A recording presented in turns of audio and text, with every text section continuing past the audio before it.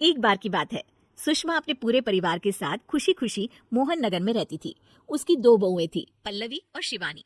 एक दिन दोनों बहुएं रसोई में काम कर रही होती है कि तभी उनकी सास सुषमा उन्हें बुलाती है।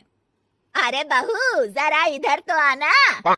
शिवानी, जरा जाकर देखना सासू माँ क्या कह रही हैं। दीदी आप ही देख लो ना जाकर, आपको भी तो सुनाई दे रहा है। अरे मैं आटा गूंद रही हूँ ना, तुम चली जाओ। हाँ तो मैं भी तो सब्जी काट रही हूँ ना दीदी। अरे बहू, जल्दी आओ। वो ये तो जाएगी नहीं, मैं ही जाकर देखती हूँ कि क्या करना है।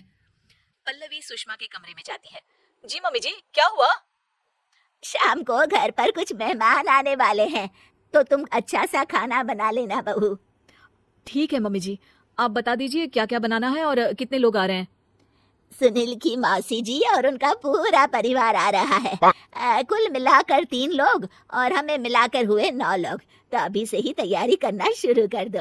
और हाँ, घर की सफाई भी कर देना, हाँ, अच्छे से। जी मम्मी जी, सब काम हो जाएगा, आप चिंता मत कीजिए। पल्लवी शिवानी को घर में मेहमान आने वाले हैं इसके बारे में बताती है। क्या 9 लोगों का खाना बनाना होगा, घर की सफाई करनी है?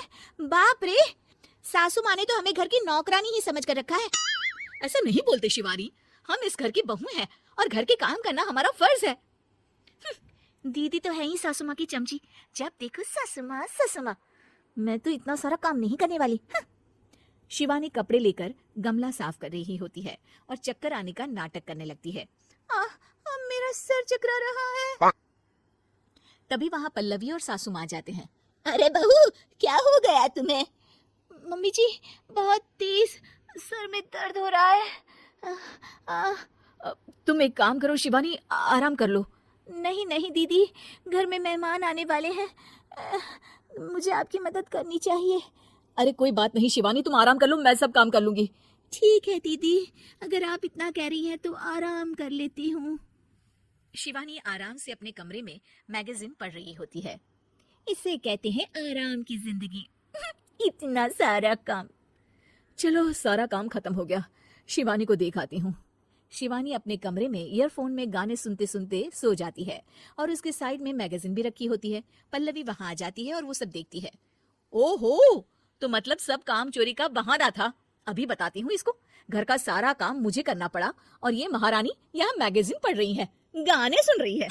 पल्लवी रसोई से एक प्लेट और चम्मच लेकर आती है और शिवानी को थाली बजाकर उठाने लगती है। शिवानी अचानक से उठती है।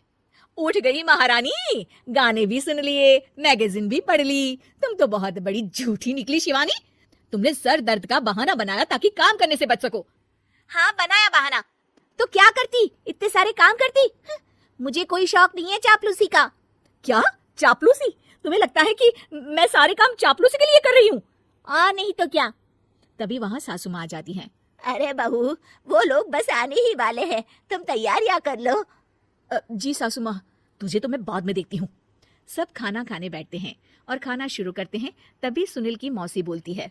वाह भाई वाह, खाना तो बहुत ही अच्छा बना है सुषमा जी, एक एक चीज में क्या स्वाद है। ये सुनकर शिवानी मुंह बना लेती है। उसे अपनी जेठानी की इतनी तारीफ राज नहीं आती। आपकी बहुएं तो बहुत ही अच्छा खाना बनाती हैं। हाँ, बनाती तो दोनों ही अच्छा है, पर आज ना ये सारा खाना बड़ी बहू ने बनाया है। छोटी बहू की तबीयत ठीक नहीं थी, सो इसलिए। मानना पड़ेगा सुषमा जी, आपकी बड़ी बहू तो बहुत ही गुणवान है। पल्लवी की तारीफ सुनकर शिवानी को जलन होती है। पल्लवी ये सुनकर खुश हो जाती है और शिवानी की तरफ देखकर उसे चिढ़ाती है। कुछ देर बाद मेहमानों के जाने का वक्त हो जाता है। मौसी जी सबके लिए उपहार लाई होती है। वो सबको शगुन के पैसे देती है और अंत में पल्लवी के पास आती है। तुम्हारे लिए शगुन का लिफाफा तो है ही, पर बहू तुम्हें एक और उपहार भी मिलेगा इतना अच्छा खाना बनाने के लिए।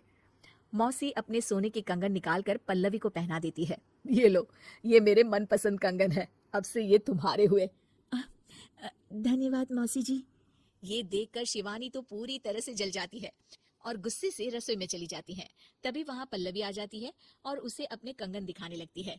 देवरानी जी, अब आपका सर दर्द ठीक तो है ना? मुझे लगता है कि अब सर दर्द शुरू हो गया होगा आपका।